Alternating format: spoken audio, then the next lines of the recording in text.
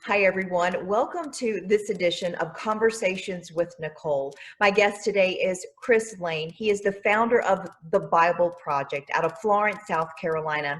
I have to say that Chris is also a friend. He and his wife, Meg, have been involved with this industry for many years now. And Chris, I'm really delighted to have you on the show today.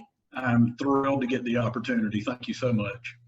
Well, your story is unique. I've known you for quite some time. Years ago, you came on WBTW News 13 segment that I was hosting at the time to talk about brain tumor awareness, because you are a brain tumor survivor, and we just salute you and celebrate your life every day when we think about that.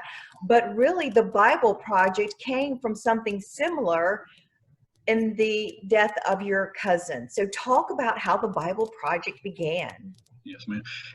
I think everybody, when they have something going on in their life or that they've been through something, they have an opportunity, a mission field out there that they can share with. And I had always wanted to use being a brain tumor survivor as a platform to do missions and to share with others. And I really, I struggled with it for a while, how to get kind of started with it. And my cousin kept coming to my mind. He passed away in 1998 from a glioblastoma.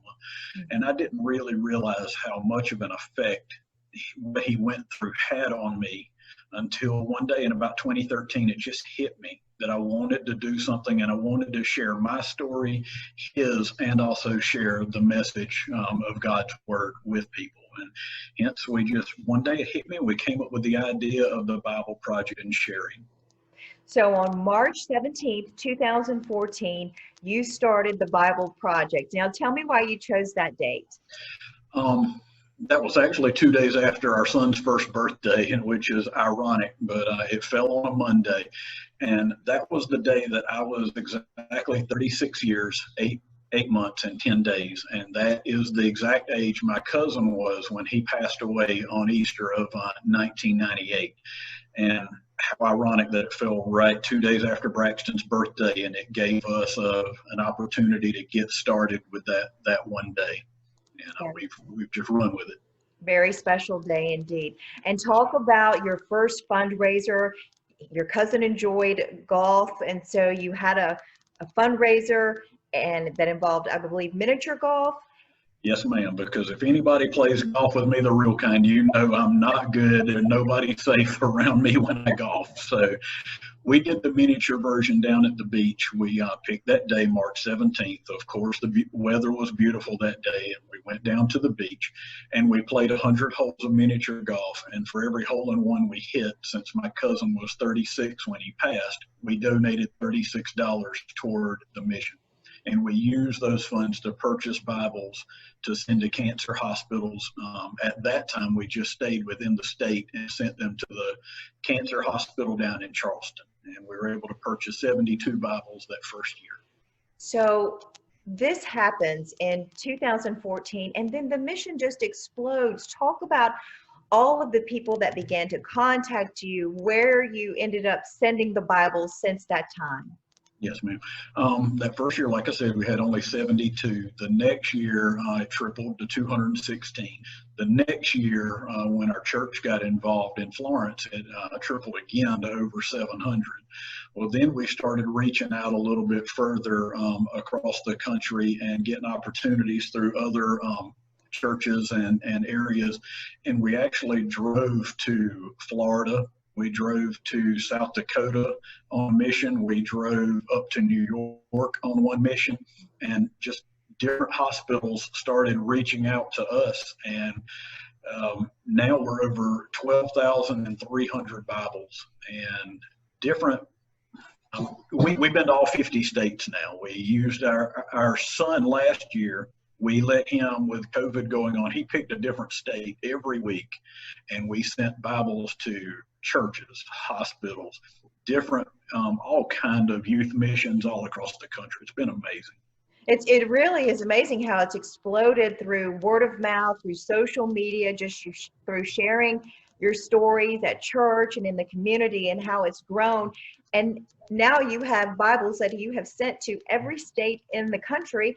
And Yes, now ma'am. you've got even sports figures calling you and wanting you to come speak, wanting you to share your story, wanting to get involved. Tell me about that.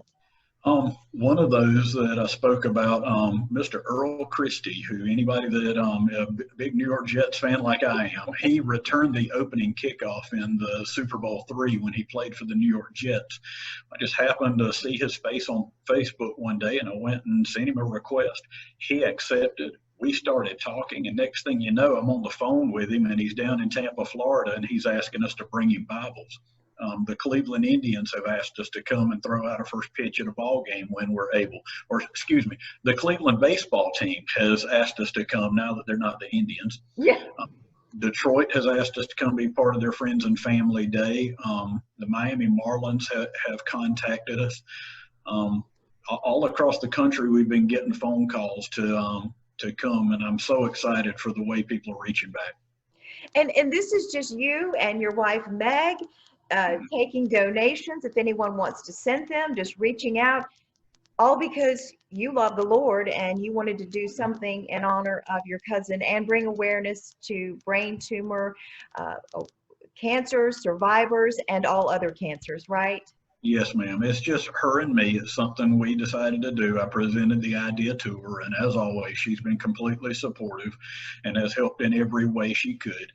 Clemson University has been a big help also. I forgot to mention them earlier. But really, it's just her and me, and people can send donations to us. We're completely nonprofit. Every penny that people send to us just goes to purchase Bibles to send out. As a matter of fact, I'm going to purchase some more today because we've got an event going on. I'm speaking at a church in Mullins on the 27th, and I'm going to make sure I've got some to take there when I go. Fantastic. Well, I just think it's wonderful that you have this ministry and you want to share your love of the Lord with others and make Bibles available to people that may not have them. So as we close, just talk about what this all means to you personally and what impact you hope it does make among the communities locally and abroad. It took me a long time to come to a good knowledge of Jesus Christ. It took me longer than I would want to admit. But then I started to realize that that's what I was created for. I was created to serve God. I was created to spread his message. Matthew 28:18-20, the Great Commission that tells us to go out and share. I believe that's what we were created for. That's what I was saved for from my tumor in 1978. And the Lord gave me this as a platform and gave me my life as a platform to go share. A lot of people that have tumors and survive them aren't able to have all the blessings that I have, to be able to have a family, have a son, be able to go and work and live a normal life. If I didn't have my scar, people wouldn't know it. So to have the opportunities I have on a daily basis, God's given so much to me, and I'm going to give back for as long as he allows me. I love your story. Count your many blessings one by one.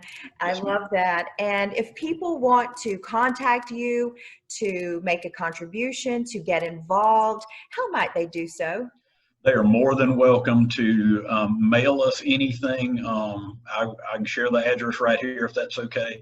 Sure, and I'll make It's it available in the description as well.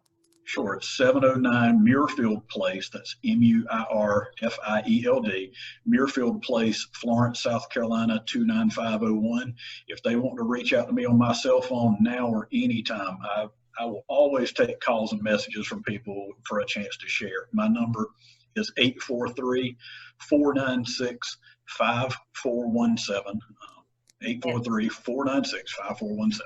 Fantastic. I'll make the address and the phone number and your Facebook page will be at the bottom in the description there. So Chris, I want to thank you for being with me today. I value you and your family and your friendship, and I appreciate you sharing the Bible Project mission story with me today. Thank you for always being a great friend and always being open to us. We love you. We love your show. We will always be here for you anytime you need us as well. Well, back at you. I love all of you guys too. This has been a great Conversations with Nicole. And that's going to do it for this edition of Conversations with Nicole. Thank you so much for joining us today. Have a great day, everyone. Thank you.